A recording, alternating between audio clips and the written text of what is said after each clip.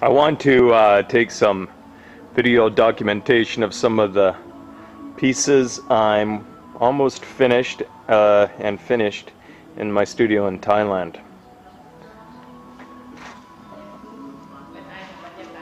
And going in the studio now. Usually we keep the doors open. There's a nice piece with Christ with children being worked on. It's very nice. I did this piece 7 years ago as a relief, and some people in Chicago convinced me to do it three-dimensional, and it's been quite a rewarding experience, and the sculpture's looking absolutely great as a three-dimensional piece here. It's not done yet. This piece, the Triumph piece, had that documented. It's just being touched up. Some of the cracks are being filled by one of the assistants.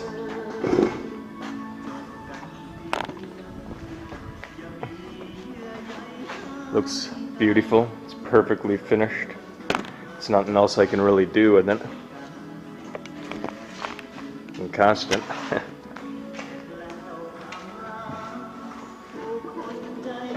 But this is why I brought the camera in. The new piece, Remembrance.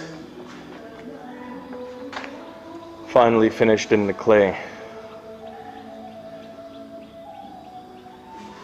It's a very large piece. It's 10 feet. I think it's a little bit more than 10 feet actually. And what I like about it is the beautiful, graceful gesture that angel is holding as she places a helmet down. Now, I couldn't decide whether this should be strictly a soldier's memorial or if it should also include firefighters. I almost consider them our courageous urban soldiers. And so because I couldn't decide, I didn't. And I basically created a fire helmet that can be replace this soldier's helmet here. Both, I think, deserve our respect and our acknowledgement for their sacrifices. So this sculpture can suffice as a monument to lost soldiers as well as for firefighters who have fallen. Now, what I like about this piece here is the very, very simple gesture. How to symbolize the death of a soldier or a firefighter. This way of an angel coming down from heaven, and you can see how high those actual wings go. It's like a huge arrow pointing upwards. That's how I created it. So no matter what environment it really comes into, people are going to stretch their head up, up, up, and it brings a well-needed spiritual element, I think, to memorialize the courageous people who protect us on a daily basis. And you can see here the expression of the angel is beautiful, very soft. The whole piece has been smoothed out, but to contrast with that, the feathers, which are very rough. I didn't want to get into the details of doing each individual strand of feather because you won't see the forest because of the trees. It becomes almost too detailed, too sentimental. By keeping this a very impressionistic piece in many respects, I think that it's going to be acknowledged in the proper way as a serious piece of artwork. Angels are sometimes hard to do simply because they're done so often. And to do a concept using an angel that is not some sissy Cupid, this is no cherub-cheeked charmer. I wanted to have wings on this angel that would look like they were meant to fly. And this angel, I think, totally has that credibility, whereas other more ornamental pieces are lacking. The detail on it is very Baroque. The design of the drapery is almost in an abstract way, and why not? And it gives more interest to the piece. Let me see if I can just take this out. Okay. Yeah, so you can walk around here.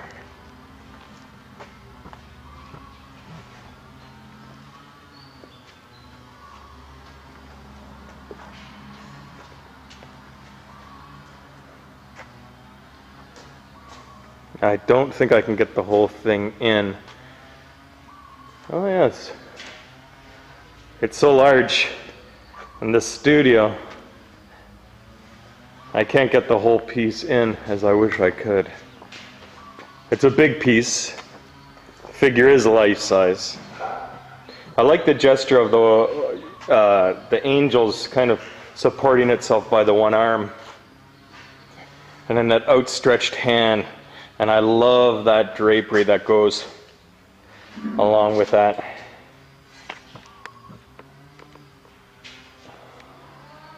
The face reminds me of a Waterhouse woman, but it's not really a woman, but it's not really a man. The angels should be androgynous.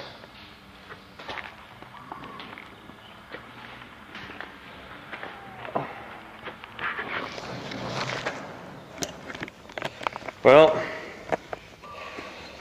I like the piece because of its simplicity, and it was a great sculpting experience. I especially like working on the drapery. I used my model, which you can see there,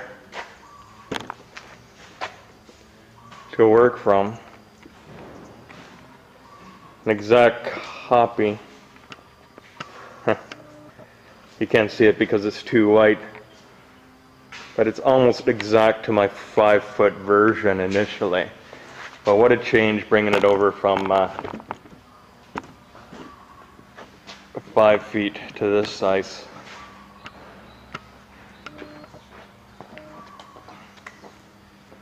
You can see how people, when they'll come up to it, will approach it. It's a nice size for people to come to.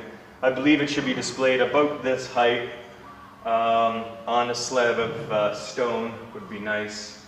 But you can't help but, after seeing this, it goes from the ground up to the sky. So you can't help but get the material to the spiritual worked within this piece.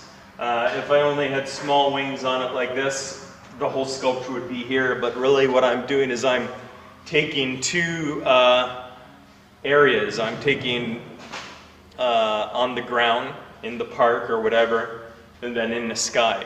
And so this piece is very powerful simply because it's such an elongated piece that its general shape suggests what the intent is, and that is that this is a spiritual point. This is a message that should be taken spiritual, and I think it will be a very consoling people for families who have lost soldiers in wars, or families who have lost firefighters in fires. I think it's something that they need to see as our government continues to strip itself of anything resembling religion, because it doesn't believe its function is to serve the religion. It's up to us, and it's our responsibility to put that back into society. And I believe that to honor civil servants or military in a spiritual context is something that we have to do. And I think it's really the only context that you can make sense of the sorrow and grieving. I believe this piece does it. Just turn this off. I'm running out of batteries here. I got to switch them. But anyway, let me let's close this off with a picture. Not a picture, but the angel's face. There we are.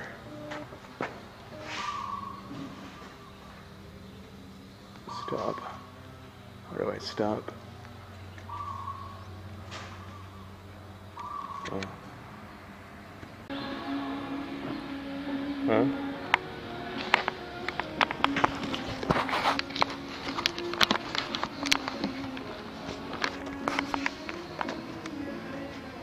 The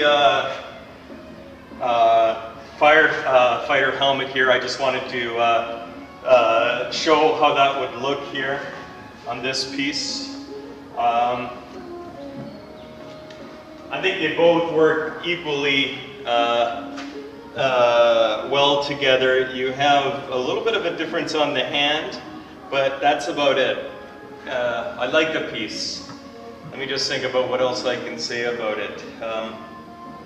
I was thinking about the initial times when I first was working on this piece. The Kitchener firefighters wanted me to create a monument for their firefighters that were lost, and a lot of times I'm just flipping through sketch. I'll do a sketch, 2-minute sketch, 2-minute sketch, fill up sketchbooks filled with these, usually just with a normal pen to come down with some interesting concepts. And that's the initial conception. This was one simple line sketch in my sketchbook. Pulled it out, I had to keep it, and I kind of used it almost as the #1 inspiration from me. It only took me 2 minutes to do the sketch. About a year later, or actually 2 years later, I come out with this piece here. And so being an artist, what you do is if something catches your eyes or your interest, you keep it on a file, and it's almost like you have a huge filing system. And so when about a year later I thought of doing a soldier's memorial, this is the image that came into my mind here.